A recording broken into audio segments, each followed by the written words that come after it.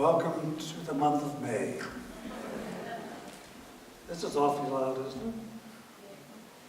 Try to get it farther away. How's this? A little bit better? Yeah. Okay. Jesus said, I leave you peace. My peace I give to you. Not as the world gives, do I give it to you.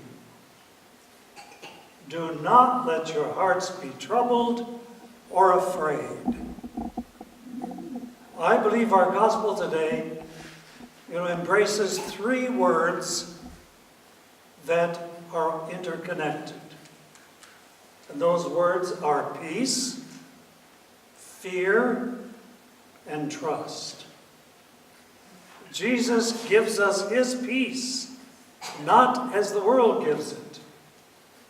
World peace means the absence of war or conflict.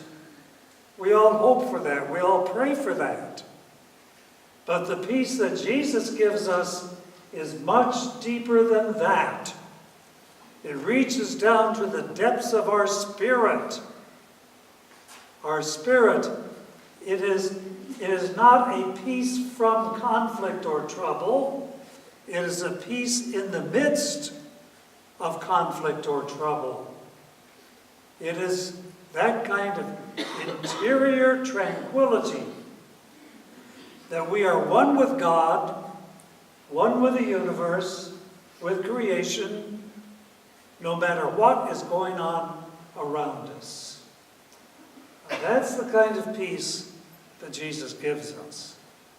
What a gift. What a gift.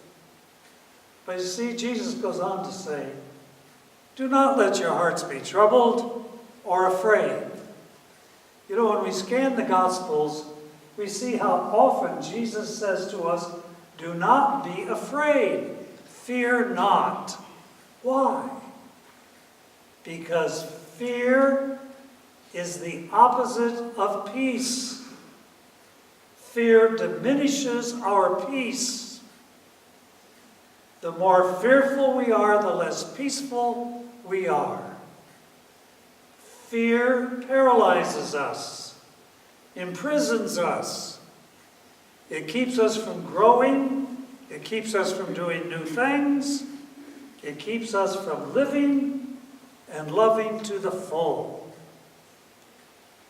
How much fear do we live with? Well, I guess we all have some sense of that in our hearts. But I would like to share with you the results of one study. All right? One study about fear. Perhaps it'll help us gauge our own level of fear. This study was done by a doctor with all of his patients. You want to know what they were afraid of. And here are the results that he found and published. 40% of the things that his patients feared never happened. 30% that they were afraid of were things entirely beyond their control. Couldn't do anything about it anyway. 12% was about physical ailments that were either caused or at least exaggerated by fear and stress.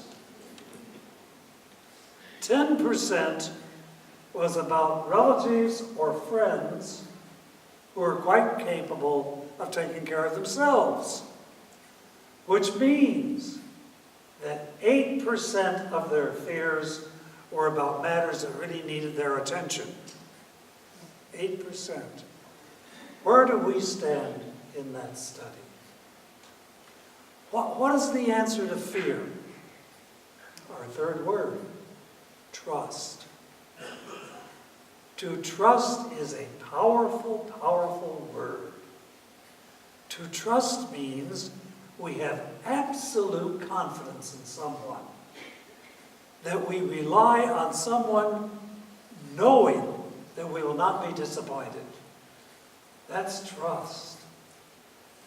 That's the kind of trust that dispels fear. You know, our peace that Jesus gives us is going to be pretty much exactly to the extent that we trust. Because trust expels fear, and fear allows peace.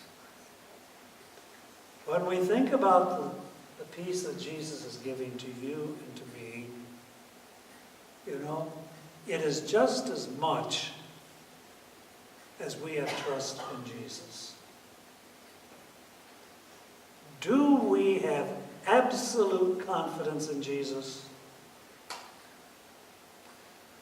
Do we rely on Jesus knowing that we will not be disappointed?